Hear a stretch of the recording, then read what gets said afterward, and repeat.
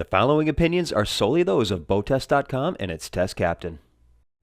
Hi, Captain Steve for BoatTest.com, and today I'm on the all-new Beneteau Gran Turismo 40, completely redesigned from the hull up to provide a better ride with the AirStep 2 hull and a more comfortable ride.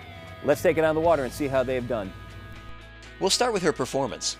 This is the first boat of the GT lineup to use the Volvo-patented D6 engines.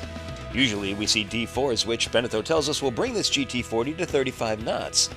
With the 370 horsepower D6s, we got up to 38.4 knots at 3620 RPM and did so with a fuel burn of 42 gallons per hour that produced a range of 141.7 nautical miles.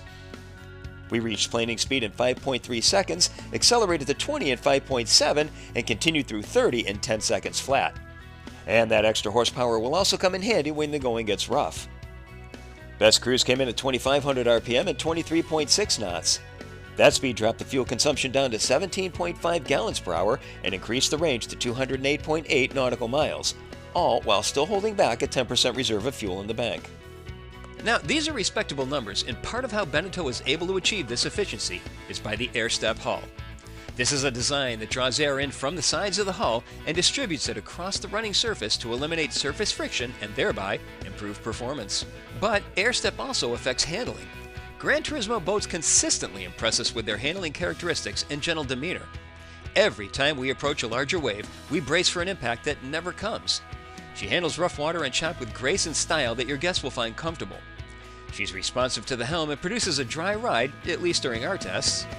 And with only a 5-degree bow-high attitude, visibility remains excellent throughout the cruise envelope. And upon returning to the dock, we were tasked with bringing her into a, no kidding, tight position at a boat show, which gave us a perfect opportunity to test the responsiveness of the stern drive joystick. Not surprisingly, it was dialed into the GT40 perfectly, and we used just tiny pulses of the stick to ease the 40 into this extraordinarily tight position. This bodes well for those considering a move up from a smaller boat in that there should be no concern about being able to handle it at the dock.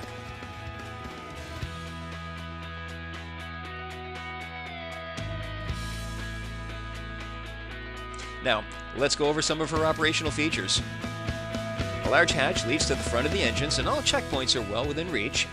All batteries are secured in well-ventilated boxes to the port side. Just forward are the 2 fuel tanks with a generator in between. A platform on top provides a place to sit while contemplating the compartment. The fuel filters are attached to the inboard sides of the individual tanks. The feed line has a fuel shutoff valve with a remote handle attached. Directly adjacent is the return line. Each engine has an independent fuel and electrical system, so there's complete redundancy. No furniture needs to be moved out of the way for getting into the engine room, so there are no excuses for not doing the checks. When more involved maintenance is called for, then it's time to remove the aft seat, and a larger deck hatch will expose the full engine room. Shore power's to the starboard side of the swim platform. Here it's connected to an optional Glendinning cord reel controlled just above. All electrical is controlled from a panel just inside the companionway door. As we move forward, 20-inch rail height increases to 32 inches as we get to the working end of the bow.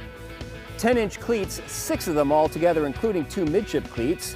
We have a split bow rail for bow end docking, and a concealed Lumar windlass with space to the side leading out to a stainless steel davit. There's a remote control at the bow and a separate control at the helm panel. There's an all-chain rod, but I would like to see a chain stopper to take the load off the windlass. Beneteau went with the center console on the GT40, and the double-wide helm seat is accessible from both sides. The seat's adjustable fore and aft, includes a flip-up bolster, and to the starboard side is another observer seat. Front and center, Simrad's 12-inch NSS Evo 2 display that has stereo integration. Rocker switches are across the top of the panel. Ignition over to the left, along with the trim tab controls.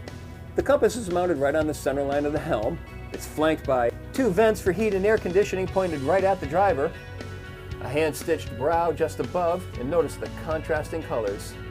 To the right are the digital engine controls and the stern drive joystick.